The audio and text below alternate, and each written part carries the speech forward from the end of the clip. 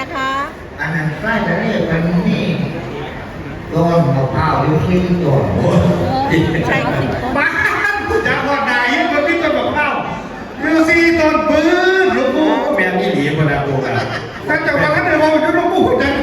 โอ้ยยอมแล้วแต่สาธุไปนั่งพักต้นมะพร้าวต้นนั้นนี่ป้าคือว่าท่านไปจะเพียครับหลวงปู่สาธุโคตรชิคลุงขอได้เจอแสดงว่าหลวงปู่สื่อกับเราได้ให้อธิษฐานหลวงปู่บ่อยๆนะครับตั้งจิตแล้วค่ะขอตั้งจิตมาจากกระบี่ก็ขอได้เจอ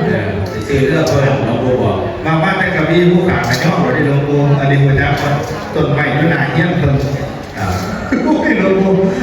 แต่ทำต้องให้เล่าไหวจะอะไรครับหลวงปู่35 โอ้จริงไหมพูดเบาๆก็ได้ผมไม่เป็นพ้นหรอกจริงไหมตอนนี้ยังไม่ถึงนะคะนี่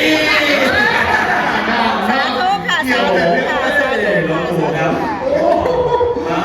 ไปนั่งเมืองเงี้ยคุยยังไงนะครับเป็นล่าที่2อยู่ค่ะหลวงปู่บอกแล้วมูลค่าประมาณนั้นค่ะถูกประมาณ35 ล้านโอ้ยอันเย็นที่ดีตัวนี้เนี่ย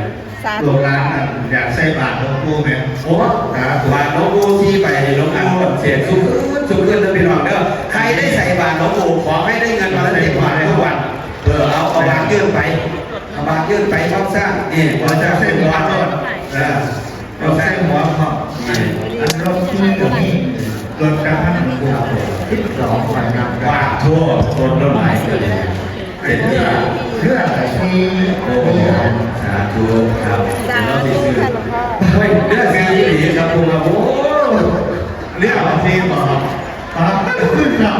หลวงปู่ขึ้นครับเดี๋ยวหลวงปู่หมดแล้วเลยโอ้ยไปเรียนเสียละเอียดครับเป็นตัวนี้ตัวแล้วมันย้อนหลวงปู่ขึ้นครับไปเบิ่งตู้เสียงพญานกเป็นเรื่องเรามีจักรมีร่างเดียวอยู่หัวเนี่ยครับแต่เอาทุกท่านใส่บาตรหลวงปู่แล้วอธิษฐานเด้อขอให้ได้เงินมาแล้วเต็มบาททุกวันเด้อปู่เด้อครับลูกหลานผู้ราบันในวันนี้เราเรียนเชิญทุกท่านนั่งลงนะครับจะได้กล่าวบทธรรมสักการพระรัตนตรัยจะได้กล่าวโอรสโอเสราสิริจันโทเริญพร้อมเพียงกันณบัดนี้ครับอรหังสัมมาสัมพุทโธภะคะวาพุทธังภะคะวันตังอะภิวาเทมิสวากขาโตภะคะวะตาธัมโมธัมมังนัมมัสสามิสุปฏิปันโนภะคะวะโตสาวกสังโฆสังฆังนัมมามิสาธุขอหลวงปู่เมตตา